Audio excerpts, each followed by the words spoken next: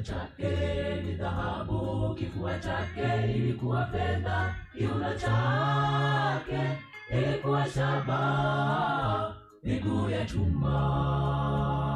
Kichwa cha Farao ilikuwa Babeli, mikono kifua, Umedi Uajemi, tumbo na kiuno, huyo ni Myunani. miguu ya chuma, Alikuwa Mrumi, nyayo na vidole, ni mataifa 10. kichwa cha sanamu ilikuwa Babeli, mikono kifua, Umedi Uajemi, tumbo na kiuno, huyo ni Myunani. miguu ya chuma, Alikuwa Mrumi, nyayo na vidole, ni mataifa 10.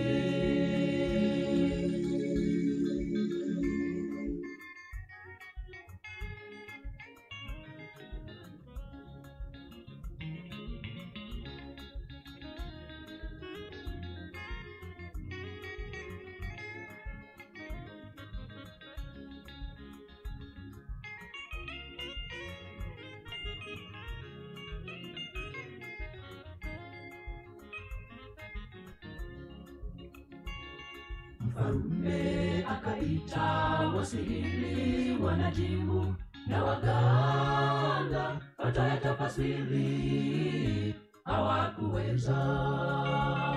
Mfalme kachukia akatoa onyo kali kwa waganga, kama wameshindwa na wauawe. Mfalme akaita wasihiri, wanajimu na waganga, watayatafasiri hawakuweza.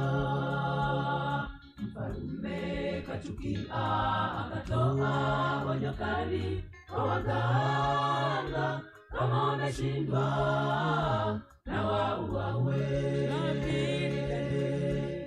Mtumishi wa Mungu katoa tafsiri wa Nebukadneza, moyo ukafurahi kamtukuza Mungu, kupitia Danieli. lakini Danieli Mtumishi wa Mungu katoa tafsiri wa Nebukadneza,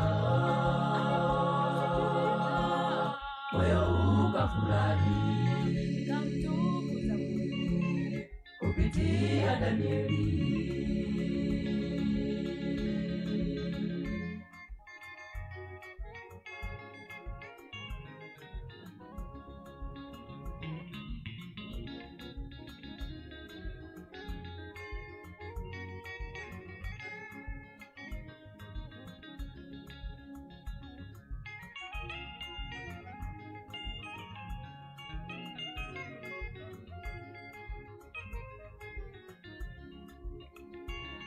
Jiwe kubwa likatokea, likaipiga ile sanamu, likaivunja vipande vipande, vikapeperushwa. Nalo jiwe likasogea, likawa kubwa, likafunika dunia nzima, likatawala milele zote. Jiwe kubwa likatokea, likaipiga ile sanamu, likaivunja vipande vipande, vikapeperushwa. Nalo jiwe likasogea, likawa kubwa, likafunika dunia nzima, likatawala milele zote. unabii unasema Jiwe hilo ni Yesu, yeye atatawala milele na milele. Yesu anaporudi Atavunja tawala zote za duniani. zilizotutawala. Unabii unasema Jiwe hilo ni Yesu, yeye atatawala milele na milele. Yesu anaporudi atakuja tawala zote za duniani zilizotutawala.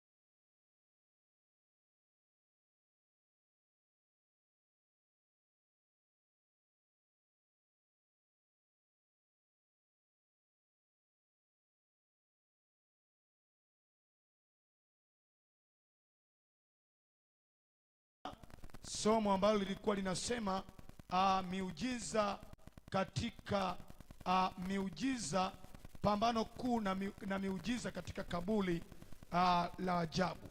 Kwa hivyo leo tuna somo la pekee ambalo linasema hukumu na pambano kuu. Hukumu na pambano kuu. Mwambie jirani yako, hukumu na pambano kuu. Aza msikae mmejikunyata na washinda hata bibi ambaye nimetoka pwani kwenye joto. Haya, mwambie jirani yako, hukumu na pambano kuu. Mwambie tena, hukumu na pambano kuu.